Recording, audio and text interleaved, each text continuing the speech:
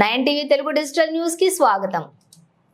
కాంగ్రెస్ ప్రభుత్వం వచ్చి 7 నెలలు అవుతున్నప్పటికీ ఈ సందర్భంగా దివ్యాంగులకు 2 మార్లు పెన్షన్ ఇవ్వడంతో ఎలా బతుకుతారని దివ్యాంగుల సంక్షేమ సంఘం హైదరాబాద్ జిల్లా అధ్యక్షులు భిక్షపతి యాదవ్ ప్రభుత్వాన్ని ప్రశ్నించారు। హైదరాబాద్ లోని ఇందిరా పార్క్ వద్ద దివ్యాంగులు మహాధర్నాను చేపట్టారు। ఈ సందర్భంగా భిక్షపతి యాదవ్ మాట్లాడుతూ కాంగ్రెస్ పార్టీ ఇచ్చిన ఎన్నికల హామీ ప్రకారం 6000 పెంచిన పింఛన్ ఇస్తామని ఇప్పటి వరకు ఇవ్వలేదని ఆవేదన వ్యక్తం చేశారు। మహిళలకు ఇచ్చిన ఉచిత ప్రయాణము ప్రకారం దివ్యాంగులకు కూడా కేటాయించాలని డిమాండ్ చేశారు। దివ్యాంగులకు 2016 యాక్ట్ ప్రకారం ప్రభుత్వ ఉద్యోగాల్లో తమకు కూడా 5% ఉద్యోగాలను కల్పించాలి అన్నారు। డబుల్ బెడ్రూమ్ ఇండ్లను దివ్యాంగులకు కేటాయించి 1వ తేదీ నుండి 5వ తేదీ లోపల పెంచిన పింఛన్లను ఇవ్వాలని ప్రభుత్వాన్ని కోరారు। లేని పక్షంలో పెద్ద ఎత్తున దివ్యాంగులు ఆందోళన చేపడతామని హెచ్చరించారు।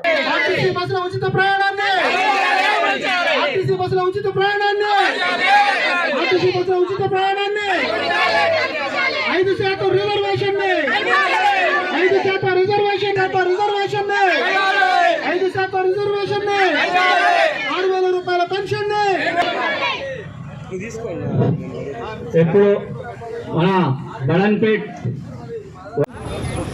అన్న ఈ ధర్నా పెట్టడం ముఖ్యంగా కారణం ఏంటి అంటే ఇందిరా పార్క్ దగ్గర మా వికలాంగుల సమస్యలపై మేము ఎన్ని రోజుల నుంచి పోరాడుతున్నాము। మేము ప్రతి ఒక్కటి కూడా తీసుకెళ్తున్నాం। గత ప్రభుత్వంలో కూడా మేము ఉన్న నాయకులతోటి కలిసి మాట్లాడి అన్ని వర్క్ చేయించుకున్నాం। ఈసారి ఇప్పుడు ఏంటి అంటే మాకు సకాలంలో పింఛన్ రావడం లేదు కాబట్టి మాకు ఆ పింఛన్ మీద ప్రతి ఒక్కరు ఆధారపడి ఉన్నారు కాబట్టి మాకు వెంటనే ఆ పింఛన్ అమలు చేయాలని చెప్పేసి మీరు డిసెంబర్లో ప్రభుత్వాన్ని ఏర్పాటు చేయగలిగారు కాబట్టి ప్రభుత్వం ఇప్పుడు ప్రభుత్వం కూడా ప్రభుత్వంలోకి వచ్చింది కూడా కాంగ్రెస్ ప్రభుత్వం రేవంత్ రెడ్డి గారి ప్రభుత్వం 7 నెలలు అయిపోయింది। 7 నెలల నుంచి కూడా 2 నెలల పింఛన్ కూడా ఇప్పటి వరకు కూడా రాలేదు।